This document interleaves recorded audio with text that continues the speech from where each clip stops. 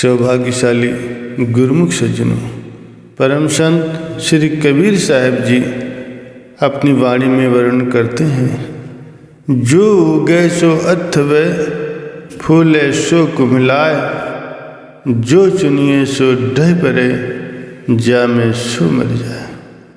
अर्थात जो उदय हुआ है उसे अस्त भी अवश्य होना है, जो खिला है उसे अवश्य ही मुरझाना है, जो भवन निर्मित हुआ है वो एक दिन अवश्य ही गिर जाएगा, और जिसने जन्म लिया है उसे एक दिन अवश्य ही मृत्यु का वर्ण करना होगा। सूर्य उदय होता है, धीरे धीरे ऊंचाइयों को छूता है, और फिर वो समय आ जाता है जब वो अस्त हो जाता है। कली खिलती है, खिलकर फूल बनती है, और फिर वो कुम्हला करके पत्ता पत्ता होकर बिखर जाती है। ठीक इसी प्रकार मनुष्य जन्म लेता है और धीरे धीरे यौवन में पदार्पण करता है, उसके बाद उसका ह्रास होना आरंभ हो जाता है। किंतु यौवन की मस्ती में डूबे मनुष्य को वृद्धावस्था का ध्यान तक नहीं आता, उसे इस बात का विचार तक नहीं आता कि उस पर भी एक दिन वृद्धावस्था आनी है। किंतु वो चाहे इस पर विचार करे या न करे, वृद्धावस्था तो आखिर आनी ही आनी है। और जब यौवन की बहारें देखने वाले व्यक्ति की शिशिर ऋतु अर्थात वृद्धावस्था आ जाती है, तब उसे जीवन की कटुता का अनुभव होता है और वास्तविक स्थिति का पता चलता है। मुरझाए और कुम्हलाए हुए पुष्प की भांति उसका शरीर हड्डियों का एक ढांचा मात्र रह जाता है। मांसपेशियों में सैकड़ों झुर्रियाँ पड़ जाती हैं, जीवन रूपी दीपक का तेल समाप्त हो जाता है। न जाने ये दीपक कब बुझ जाए। तब यदि समझ आई तो भी क्या आई। इसीलिए मनुष्य तो समय पर चेत जा और संसार की नश्वरता का अच्छी तरह से समझकर संसार में अपनी सुरती को न फंसा, अपितु इस काम को यथाशीघ्र पूरा करने का यत्न कर, जिसके लिए तुझे ये दुर्लभ जन्म मिला है। वह काम क्या है?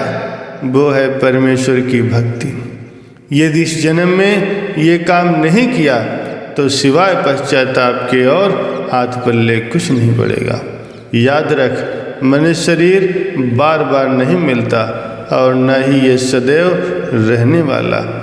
काल तो हर समय तेरे सिर पर खड़ा है, इसीलिए इससे पहले कि काल तुझे अपने फंदे में जकड़ ले, तो परमात्मा की भक्ति करके सदैव के लिए इस काल से निर्भय हो जा। अन्यथा इसके जाल में फंस जाने पर तो फिर चाहे लाख सिर पटके तब कुछ नहीं हो सकेगा। इसी पर एक विचारवान का कथन है,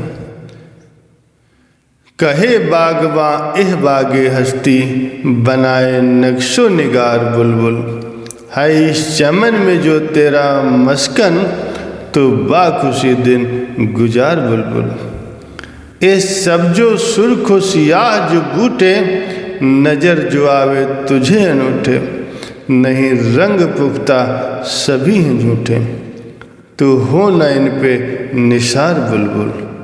कली जो कल थी वो गुचा है, अब जो गुचा है वो कल को गुल सब्ज। इसी तरह खिलखिला के गुल सब, न गुल न गुलशन बहार बुलबुल। ख्याल ये भी जरूर रखना, खिजा की रुत का मजा है चखना, गुलों से हरगिज न प्यार करना, नहीं तो होगी ख्वार बुलबुल। तू वक्त अपना न टाल, हंस कर खड़ा है सयाद जाल कसकर, रिहा न होगी कफस में फंसकर, जो पट के सर को हजार बुलबुल। एक उपवन में बुलबुल को प्रसन्नतापूर्वक चहकते हुए और डाली डाली पर फुदकते हुए देखकर एक कवि उसे चेतावनी के रूप में माली के माध्यम से कहता है कि ये बुलबुल, मैंने उपवन में भांत भांत के पौधे लगाए हैं, जो चित्त आकर्षक और मनमोहक रंग बिरंगे पुष्पों से सुशोभित है, क्योंकि ऐसे उपवन में तेरा आवास है। इसीलिए तू निसंदेह प्रसन्नता और उल्लासपूर्वक इसमें जीवन व्यतीत कर। परंतु मन में ये बात सदा स्मरण रखना कि ये रंग बिरंगे और एक से बढ़कर एक सुंदर अनूठे पुष्प जो तुझे दिखाई दे रहे हैं, ये सभी अस्थायी, क्षणभंगुर और अनित्य हैं। इसीलिए तो उनकी मनोरमता पर मुग्ध मत हो। ध्यानपूर्वक देख, कल तक जो कली थी वो अर्ध विकसित पुष्प का रूप धारण कर चुकी है। वहीं गुचा कल को फूल बन जाएगा और आज के फूल क्षणिक सौंदर्य दिखला करके धूल में मिल जाएगा। इसी प्रकार प्रत्येक फूल अपना अस्थायी सौंदर्य दिखला करके नष्ट हो जाएगा और अंत में न ही मधुमास रहेगा और न ही ये पुष्प रहेंगे।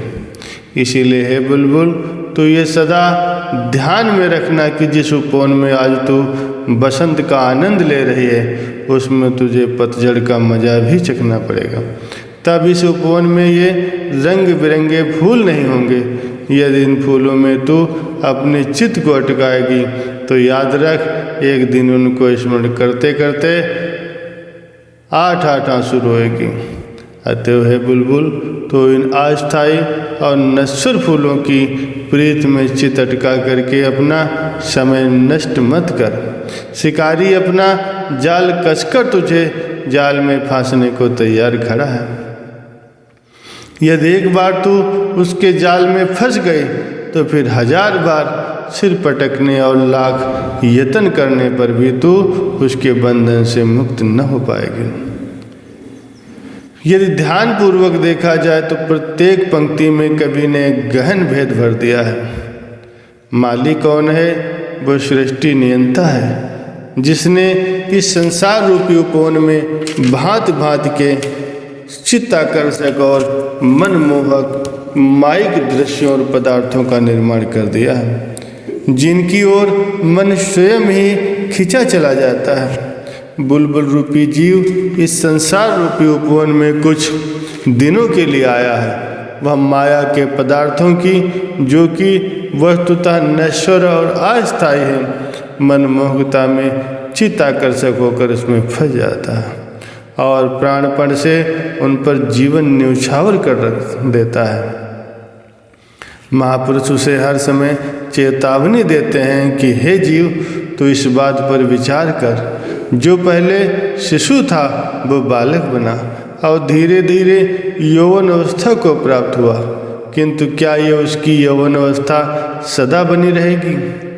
नहीं, फिर वृद्धावस्था आई और एक दिन वो भी आया जब वह काल के गाल में चला गया। ये प्राकृतिक नियम है, इससे कोई बच नहीं सकता। इसीलिए जीव को चिताते हुए संत कहते हैं कि काल तेरे सिर पर खड़ा है, न जाने कब तुझे अपने जाल में फांस ले। यदि एक बार उसने तुझे अपने जाल में फांस लिया तो फिर तू चाहे अनेकों बार यत्न कर ले, उससे मुक्त होना असंभव है। इसीलिए अब भी समय है, सचेत हो जा और इससे पहले कि काल आधम के अपने वास्तविक कार्य में लग जा। बोलो जयकारा बोल मेरे श्री गुरु महाराज की जय।